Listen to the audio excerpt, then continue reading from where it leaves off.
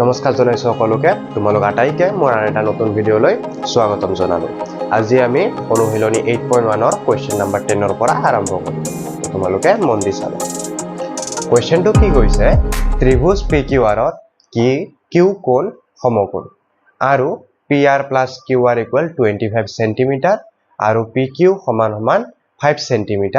তেতিয়া হলে আমাক sin P cos P আৰু tan P ৰ মান উলিয়াব দিছে চাবা আমি প্ৰথমতে এটা ত্ৰিভুজ আঁকি লম PQR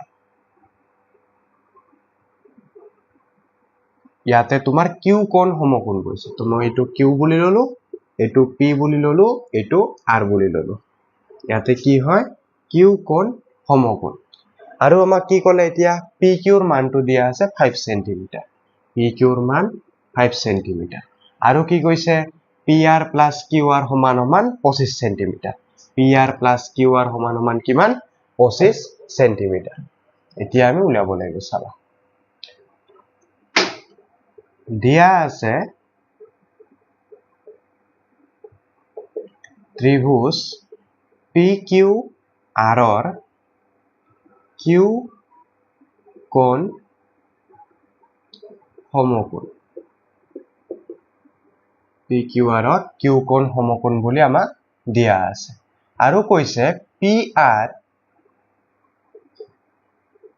plus QR সমান সমান 25 cm ইয়াৰে পৰা কি কৰিবা যিকোনো এটাৰ মানটো লৈ লবা মই তোমাৰ PR ৰ মানটোৱে উলাই ললো PR ৰ মানটো কি হ'ব 25 minus QR হবনে 25 minus QR QR ৰ আগত আছে প্লাস এপিনে গুছি গলে মাইনাস হ'ব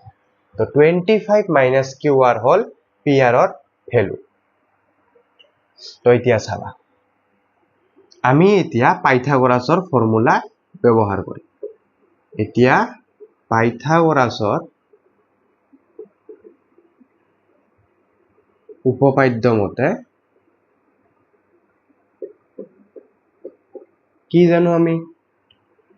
লম্ব স্কয়াৰ প্লাস ভূমি স্কয়াৰ সমান সমান কৰ্ণ স্কয়াৰ ইয়াত কি হ'ব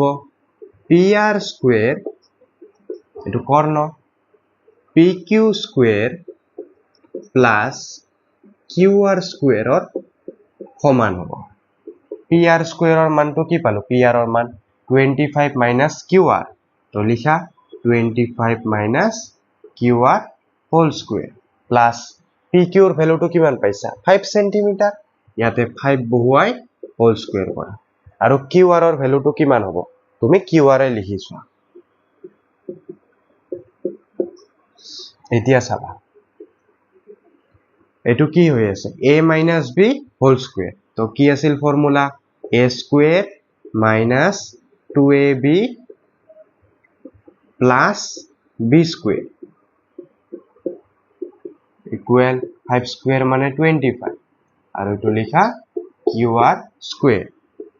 25 whole square কিমান হয় 625 আৰু এটো হ'ব তোমাৰ 50 qr plus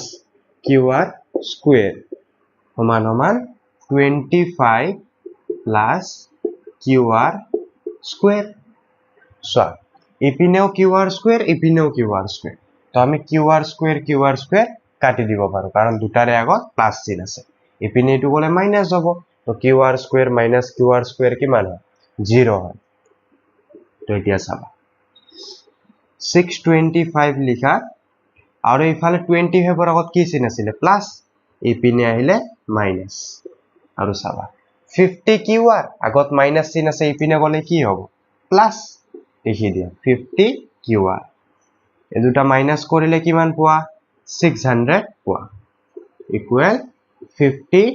qr এতিয়া qr ৰ ভ্যালুটো লাগে আমাক তো ইফালে তুমি 50 qr লৈ আনা আৰু ইফালে 600 লিখি দিয়া তেতিয়া qr ৰ ভ্যালুটো কিমান পাবা 600 divided by 50 কৰিলে তুমি পাবা 12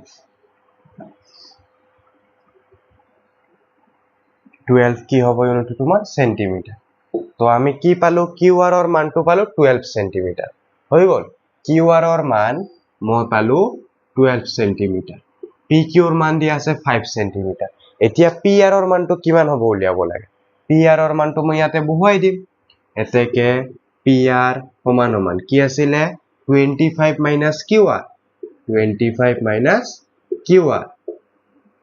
25 এ লিখা QR ৰ ঠাইত এতিয়া 12 লিখি দিয়া 12 কৰিলে কিমান পাবা 25 ৰ পৰা 12 মাইনাস কৰিলে 13 পাবা তো আমি PR ৰ মানটো কিমান পালো 13 সেন্টিমিটাৰ পালো হৈ গল এতিয়া আমি আৰামত উলিয়াব পাৰিম চাবা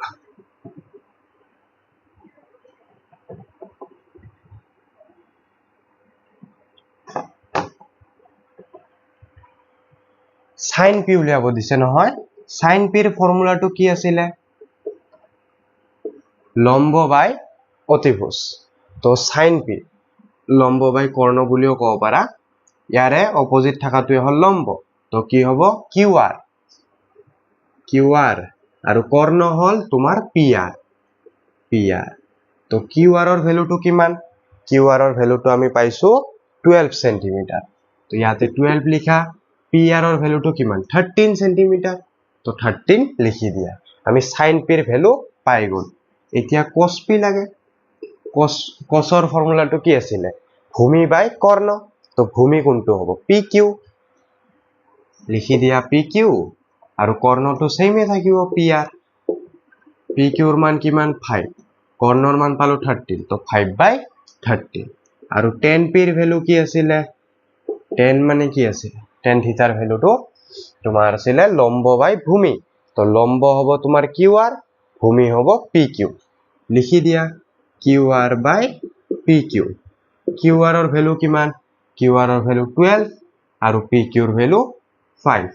তো 12/5 হ'ব তোমাৰ tan p ৰ মান তো এনেকে আমি মানবিলাক উলিয়াব পাৰো 11 নম্বৰ কোৱেশ্চনটো চাবা সত্য নে অসত্য কোৱা আৰু আমাক কাৰণ দৰ্শাব দিছে কিহৰ কাৰণে সত্য বা কিহৰ কাৰণে অসত্য tan এৰ মান সদায় 0 তকৈ সৰু tan এৰ মান কি কৈছে সদায় 0 তকৈ সৰু হয় অসত্য কিহৰ কাৰণে tan 60 ডিগ্ৰীৰ মান √3 হয় আকৌ √3 ৰ মান যদি আমি উলাই চাও 1.732 হয় যেটো তোমাৰ 1 তকৈ ডাঙৰ হয় a কোণৰ কোনো মানৰ বাবে sec a = 12/5 এটো সত্য কিহৰ কাৰণে sec a 12/5 ভ্যালুটো যদি আমি উলিয়াও 2.40 পাও আৰু 2.40 টো একতকৈ ডাঙৰ হয় একতকৈ যদি ডাঙৰ হয় এটো sec এৰ ভ্যালু দেখুৱাব ওকে নেক্সট চাবা cosecant of angle এৰ সংক্ষিপ্ত ৰূপ হিচাপে cos এ ব্যৱহাৰ কৰা হয় অসত্য কিয় কাৰণ cosecant of angle এৰ সংক্ষিপ্ত ৰূপ cosec আৰু তোমাৰ চাব গলে cos এটো কাৰ সংক্ষিপ্ত ৰূপ হয় cosine এৰ সংক্ষিপ্ত ৰূপ হল cos কিন্তু cosecant angle এৰ সংক্ষিপ্ত ৰূপ কি হ'ব cosec হ'ব এই কাৰণে অসত্য cot আৰু এৰ পূৰণফল cot এটো অসত্য কিয় কাৰণ ত্ৰিগোণমিতিক যিবিলাক ৰেশিও আছে এটো আমি পূৰণফল হিচাপত যে cot সমান আমি cot পূৰণ a এটো কোনোদিন পসিবল নহয় বুজি পাইছা এটো পসিবল নহয় আমি a কোণৰ cot টো উলিয়াম মানে a কোণৰ কাৰণে cot ৰ ভ্যালুটো কি হ'ব আমি তেনুকাকে উলিয়াম এটো আমি পূৰণফল হিচাপত দেখুৱাব নোৱাৰো এই কাৰণে লিখিছো যেহেতু cot a হল কোণ এৰ কোটেনজেন্ট